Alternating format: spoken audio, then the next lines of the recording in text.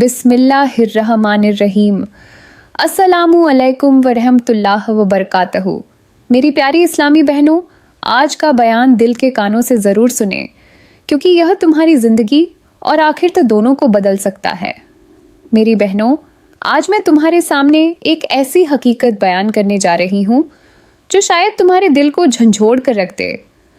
हमारे आज के सबक का मौजू है कि 5 गुनाह करने वाली औरतों की नमाज कबूल नहीं होती, न रोज़ा कबूल होता है, न हज और ना ही कोई और इबादत। यहाँ तक कि तहज्जुद, जो अल्लाह ताला की पसंदीदा इबादत है, वह भी इन औरतों के गुनाहों के कारण रद्द कर दी जाती है। याद रखो, ये गुनाह न सिर्फ इनकी नमाज की कबूलियत को रोकते हैं, बल्कि इनकी ज़िंदगी से बरकत को भी ख़त्म कर देते हैं। ये 5 गुनाह इतने खतरनाक हैं कि इनकी वजह से औरत की कोई भी दुआ कबूल नहीं होती। कबूलियत के दरवाजे तक जाना तो दूर की बात, इनके सरों से एक बाल भी ऊपर नहीं जाती और उनके मुंह पर मार के रख दी जाती है। इन औरतों की दुआ ज़मीन और आसमान के बीच लटकी रहती है। अल्लाहु अकबर।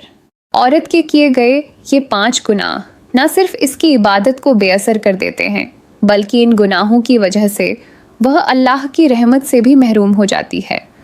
ऐसे गुनाह औरत के दिल में हसद, तकब्बुर और नफ़रत को परवान चढ़ाते हैं, जो इसके अपने लिए तबाही का कारण बन जाते हैं। मेरी प्यारी बहनों, याद रखो, जो औरत दूसरों के दिलों को दुख देती है, अपने शौहर या बच्चों के साथ बदसलूकी करती है या अपने रिश्तों को तोड़ने का कारण बनती है, तो इसके ये गुनाह न सिर्फ दुनिया में मुश्किलात का कारण बनते हैं, बल्कि आखिरत में भी इसके लिए अजाब का ज़रिया बन जाएंगे। मेरी प्यारी बहनों, अगर तुम इन 5 गुनाहों की आदी हो, तो फिर जान लो कि तुम्हारी नमाज अल्लाह के अर्श तक नहीं पहुंचती। अल्लाह ताला उस वक्त तक तुम्हारी कोई भी इबादत कबूल नहीं करता जब तक तुम इन गुनाहों से तौबा न कर लो और अपने दिल को पाक न कर लो। मेरे अल्लाह का फरमान है कि मेरी रहमत मेरे उन खास बंदों के लिए है जो तौबा करते हैं और मेरी मखलूक के हुकूक अदा करते हैं। अगर आप में से कोई भी औरत इन गुनाहों की आदी है, तो आपको आज ही तौबा करने की ज़रूरत है। आज ही तौबा करके अपनी ज़िंदगी को अल्लाह के रास्ते पर लाने की ज़रूरत है, वरना आपकी नमाज और तमाम इबादत आपके मुंह पर मार के रख दी जाएंगी, कबूल नहीं होगी। मेरी प्यारी इस्लामी बहनों, अब हम बात करते हैं कि वो कौन से गुनाह हैं जो ना सिर्फ हमारी ज़िंदगियों को तबाह कर सकते हैं, बल्कि हमारी आखिरता को भी जहन्नुम का ईंधन बना देंगे। मौजूदा वक्त बड़ा हसास है, मगर यह बात जानना हम सबके लिए ज़रूरी है कि आखिर वो कौन से 5 गुनाह हैं जिनकी वजह से औरत की कोई भी नमाज कबूल नहीं होती। प्यारी बहनों, ये वो गुनाह हैं जो ना सिर्फ औरत की इबादत को बेअसर कर देते हैं, बल्कि इसके घर की बरकत को भी ख़त्म कर देते हैं, इसके घर को गुर्बत की दलदल में धकेल देते हैं। ऐसी औरत जो अपने इन 5 गुनाहों पर डटी रहती है, मतलब यह गुनाह मुसलसल करती रहती है, उसकी ना नमाज अर्श के दरवाजे तक पहुंचती है, ना रोज़ा, ना हज और ना ही कोई और इबादत। ऐसे घर में रहमत के फरिश्तों का आना जाना बंद हो जाता है, जहां ये 5 गुनाह बड़े शौक से किए जाते हैं। प्यारी बहनों, एक लम्हे के लिए रुककर ज़रा गौर करें, कहीं आप भी इन 5 गुनाहों की मूरत तो नहीं बन गई जो कोई भी इबादत कबूल नहीं होने देती। अगर हाँ, तो यही वक्त है तौबा करने का, अपने रवैये को बदलने का और अपने दिल को पाको साफ करने का, क्योंकि जिस घर में रहने वाली औरत ये 5 गुनाह शौक से करती हो, वहाँ ना खुशियाँ टिकती हैं और ना ही बरकत। ऐसे घर शैतान के लिए खुशी और रहमान की नाराज़गी का बायस बनते हैं। अब बात करते हैं कि आप आखिर वो कौन से गुनाह हैं जो नमाज की कबूलियत में रुकावट बन जाते हैं। प्यारी बहनों, पहला गुनाह, औरतों का पहला गुनाह जो इनकी नमाज कबूल नहीं होने देता, वह है अपने शौहर की नाफरमानी करना। औरत का सबसे बड़ा गुनाह जो इसकी नमाज और दीगर इबादत को बेअसर कर देता है, वह है शौहर की नाफरमानी। शौहर अल्लाह के हुक्म के मुताबिक बीवी का नगरा और सबरा है और इसकी इज्जत और इता बीवी पर फ़र्ज़ है। लेकिन जो औरत अपने शौहर की नाफरमानी करती है, उसके साथ सख्त रवैया अपनाती है या उसके जायज़ हुकूक अदा नहीं करती, تو ایسی نافرمان عورت کی نماز اللہ کے عرش تک نہیں پہنچتی۔ تہجد جیسی عظیم عبادت، تہجد جو اللہ تعالیٰ کی لاڈلی عبادت ہے، جو اللہ کی قربت حاصل کرنے کا ذریعہ ہے، وہ بھی ایسی عورت کے لیے بے اثر ہو جاتی ہے۔ ایسی عورت کی دعا رد کر دی جاتی ہے، کوئی بھی دعا قبول نہیں ہوتی اور اس کا گھر برکت سے خالی ہو جاتا ہے۔ شوہر کی دل آزاری نہ صرف دنیا میں مسائل کو جنم دیتی ہے بلکہ آخرت میں بھی سخت عذاب کا باعث بن سکتی ہے۔ ایک شوہر جو اپنے دل میں بیوی کے رویے کی وجہ سے دکھ محسوس کرتا ہے، اس کا دل زخمی ہو جاتا ہے۔ یہ زخم بیوی کے لیے دنیا اور آخر تو دونوں میں مشکلات پیدا کر دیتا ہے، اور گھر جہاں شوہر اور بیوی کے درمیان محبت نہ ہو وہ شیطان کا مسک بن جاتا ہے، اور وہی گھر اللہ کی رحمت سے بہت دور ہو جاتا ہے۔ شوہر کی نافرمان بیوی کو میں ایک چھوٹی سی مثال دے کر ایک بات سمجھانا چاہتی ہوں۔ پیاری بہنوں، ایک مرتبہ ایک عورت کسی بزرگ کے پاس گئی اور کہا، حضرت میں 5 وقت کی نماز پڑھتی ہوں، تہجد بھی کبھی نہیں چھوڑتی، روزے بھی رکھتی ہوں، مگر میرا دل بے سکون ہے اور میرا شوہر ہمیشہ مجھ سے ناخوش رہتا ہے۔ آخر میری عبادت کا اثر کیوں نہیں ہو رہا؟ میں نے اللہ سے بہت ساری دعائیں کی ہیں کہ یا اللہ میرے شوہر کے دل میں میرے لیے محبت پیدا کر دے، میرے شوہر کے دل میں میرے لیے محبت پیدا کر، میرے لیے فکر پیدا کر، لیکن میری کوئی بھی دعا قبول نہیں ہو رہی۔ میرا شوہر میری طرف متزینس دیتا ہوں۔ ذرا تصور کرو کہ ایک گلدان ہے جو اوپر سے بہت ہی خوبصورت اور چمکدار ہے، مگر اس کے اندر بدبودار پانی بھرا ہوا ہے۔ ایک گلدان ہے جو باہر سے تو بڑا خوبصورت نظر آتا ہے، لیکن اندر بدبودار اور گندا پانی بھرا ہوا ہے۔ اگر تم اس گلدان کو صاف نہ کرو، مطلب اس کے اندر گندا ہی پانی رہنے دو، بدبودار پانی ہی رہنے دو، اور اسی بدبودار پانی کے اندر خوشبودار پھول رکھ دو، خوبصورت پھول رکھ دو، تو کیا وہ پھول خوشبو پھیلا سکیں گے؟ عورت نے حیران ہو کر کہا، نہیں حضرت، ان میں تو بدبو ہی پھیلے گی۔ بزرگ نے جواب دیا، بیٹی تمہاری عبادت انہی خوشبودار پھولوں کی طرح ہے، اور تمہارا دل اس بدبودار پانی سے بھرے ہوئے گلدان کی طرح ہے۔ اگر تمہارے دل میں شوہر کی نافرمانی، ضد اور سختی کا زہر بھرا ہوا ہے تو تمہاری عبادت کیسے قبول ہوں گی؟ شوہر کی نافرمانی تمہارے دل کو گندا کر رہی ہے اور یہی تمہارے بے شک ہونے کی وجہ بنی ہوئی ہے۔ یہ سن کر عورت کی آنکھیں کھل گئیں اور اس نے رو کر کہا، حضرت میں سمجھ گئی، میں آج ہی اپنے رویے کو بدلوں گی اور اپنے شوہر سے معافی مانگوں گی اور اس کے دل کو خوش کرنے کی بھرپور کوشش کروں گی۔ پیاری بہنوں، شوہر کی نافرمان بیویوں کو میں ایک عبرت ناک واقعہ سنانا چاہوں گی۔ خدارا اس کو ایک بار دل کے کانوں سے ضرور سنیں۔ آج ہی اپنے شوہر کی نافرمانی کرنا چھوڑ دو گی۔ اس واقعے کو سننے کے بعد تمہیں پتہ چلے گا کہ شوہر کی نافرمانی کا انجام کیا ہوتا ہے۔ اس کا انجام تمہیں ایک عبرت سکھائے گا۔ اگر آپ اپنی زندگی بدلنا چاہتی ہیں تو پھر سنو میری نادان بہنوں۔ کسی ویران میدان کے بیچوں بیچ ایک پر اسرار آئینہ تھا جو نسبی سے زمین کے راجوں کا گواہ تھا۔ اس آئینے کی چمک دن کے وقت مدھیم رہتی، مگر جیسے ہی رات کی تاریکی چھاتی تو اس میں سے ایک عجیب سی روشنی نکلتی تھی جو لوگوں کو اپنی طرف متوجہ کرتی تھی۔ آئینے کے پاس ایک پرانا درخت تھا جو جھکا ہوا اور بسا دکھائی دیتا تھا۔ ایک رات جب چاند اپنی روشنی بکھیر رہا تھا، آئینہ اچانک تیزی سے چمکنے لگا۔ درخت نے حیرت سے پوچھا، اے آئینے، تم ہمیشہ خاموش رہتے ہو، آج یہ روشنی کیسی ہے؟ کیا کچھ خاص ہونے والا ہے؟ آئینہ گہری آواز میں بولا، ہاں، آج ایک ایسی روح کا عکس میرے سامنے آ رہا ہے جس کے اعمال نے زمین و آسمان کو ہلا کر رکھ دیا تھا۔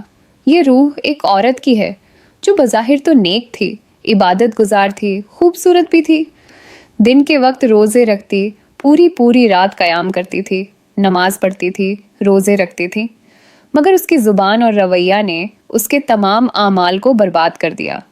درخت نے تعجب سے کہا، کیا تم مجھے اس عورت کی کہانی سناؤ؟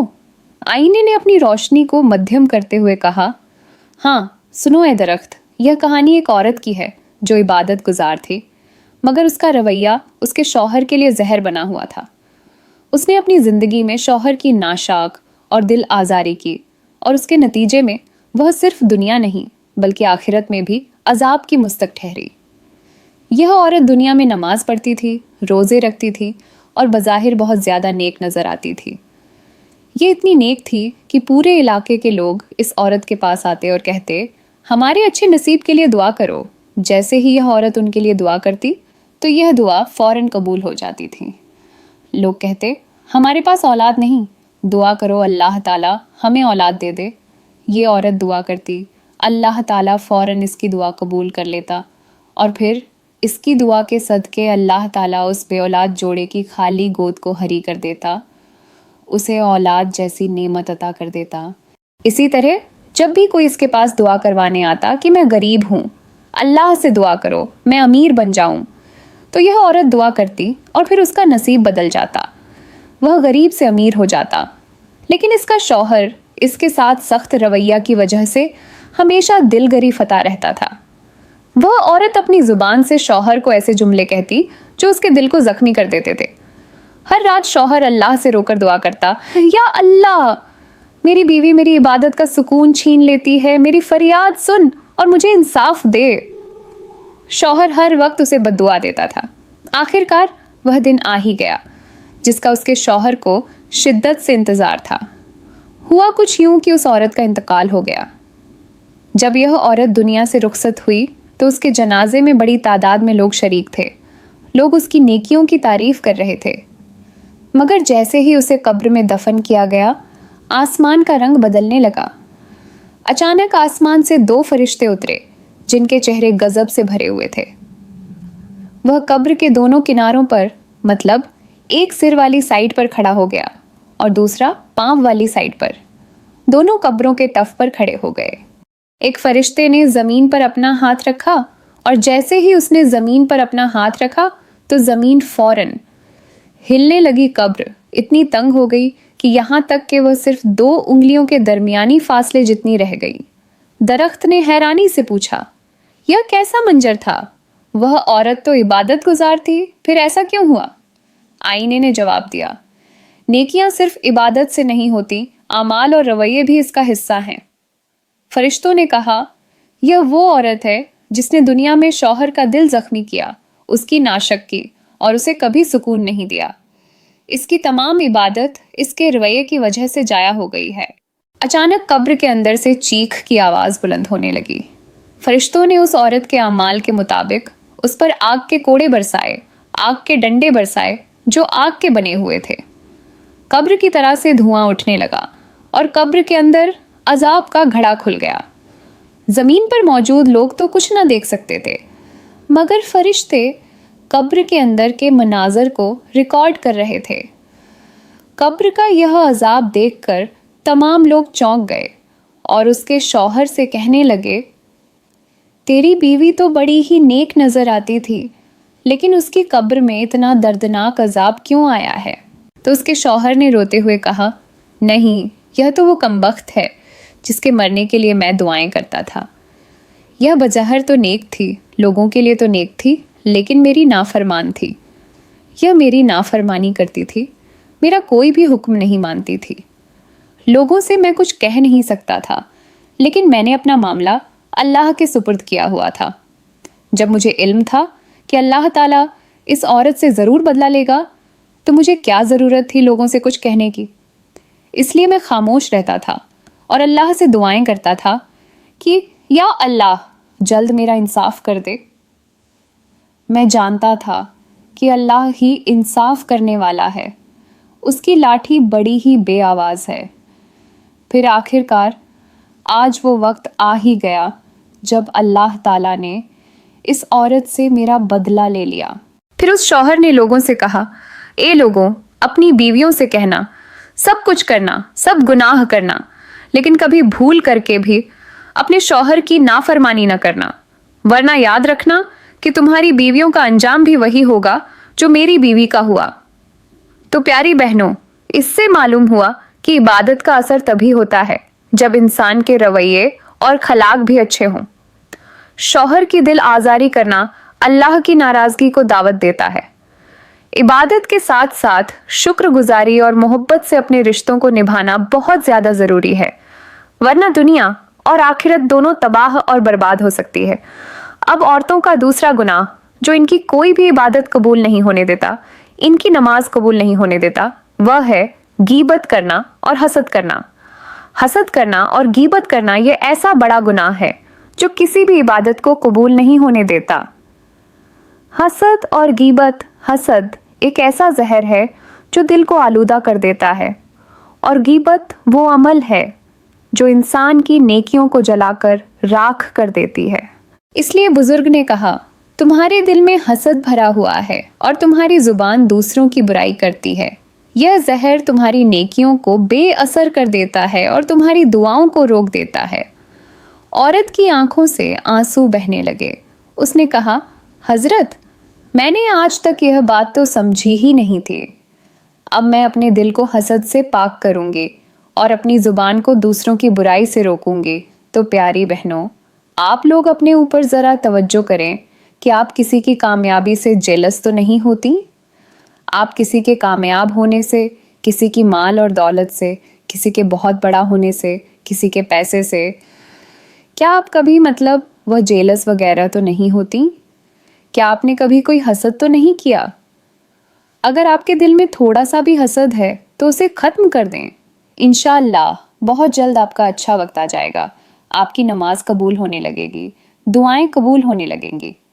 تو پیاری بہنوں، اب تیسرا گناہ وہ ہے والدین کی نافرمانی کرنا۔ والدین کی نافرمانی ایک ایسا گناہ ہے جو عورت کی تمام عبادت کو ضائع کر دیتا ہے۔ والدین وہ ہستیاں ہیں جن کی رضا اللہ کی رضا سے جڑی ہوئی ہے، اور ان کی ناراضگی اللہ کی ناراضگی کا کارن بنتی ہے۔ اگر کوئی عورت اپنے والدین کی خدمت اور عزت نہ کرے، ان کے حقوق ادا نہ کرے، یا ان کے ساتھ سخت رویہ اختیار کرے، تو اس کی نماز اور دیگر عبادت عرش تک نہیں پہنچتی، مشکلات اس کے پیچھے لگ جاتی ہے۔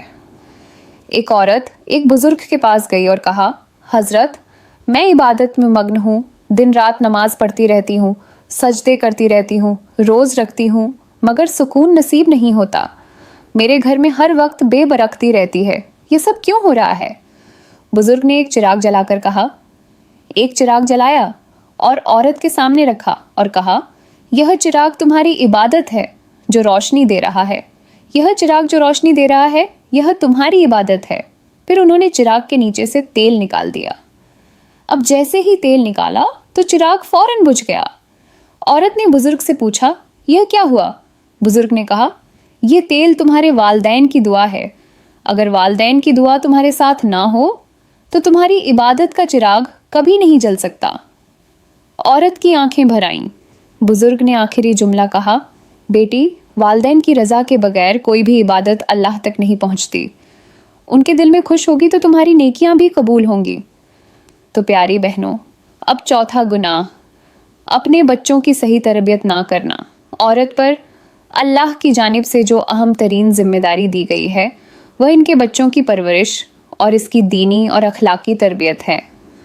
لیکن جو عورت اس ذمہ داری کو نظر انداز کرتی ہے، اپنے بچوں کو دین سے دور رکھتی ہے یا ان کی تربیت میں لاپرواہی کرتی ہے، وہ ایک بہت بڑے گناہ کی مورت بن جاتی ہے، جس کے باعث اس کی نماز اور دیگر عبادت بے اثر ہو جاتی ہیں۔ اب پانچواں گناہ، صدقہ دینے میں بخلت اور دل میں بدنیتی رکھنا۔ صدقہ دینے میں کنجوسی کرنا اور دل میں بدنیتی رکھنا، صدقہ اسلام میں بہت بڑی عبادت ہے اور اللہ کے قریب جانے کا ایک بہترین ذریعہ ہے۔ لیکن جو عورت صدقہ دینے میں بخلت کرتی ہے، کنجوسی کرتی ہے یا دل میں کسی قسم کی بدنیتی رکھ کر صدقہ دیتی ہے، تو اس کی عبادت اللہ کے ہاں قبول نہیں ہوتی۔ وہ صدقہ تو دیتی ہے لیکن دل میں بدنیتی کی وجہ سے اس کی کوئی بھی عبادت قبول نہیں ہوتی، اس کا صدقہ بھی قبول نہیں ہوتا ہے۔ صدقہ کی اصل روح دل کی خلوص اور اللہ تعالیٰ کی رضا کے لیے ہے، مگر جب عورت صدقہ دینے کے بعد اپنی خوشی کا اظہار کرتی ہے یا اپنے اوپر فخر محسوس کرتی ہے تو وہ صدقہ اپنی حقیقت سے ہٹ جاتا ہے۔ صدقہ دینے کا مقصد اللہ کی رضا حاصل کرنا ہے، مگر جب عورت صدقہ دینے کے بعد اس کا فخر کرتی ہے تو اس کا صدقہ بے اثر ہو جاتا ہے اور اس کی عبادت قبول نہیں ہوتی۔ اللہ تعالیٰ قرآن کریم میں فرماتا ہے کہ صدقہ دینے والوں کو ان کی نیت کے مطابق بدلہ ملے گا۔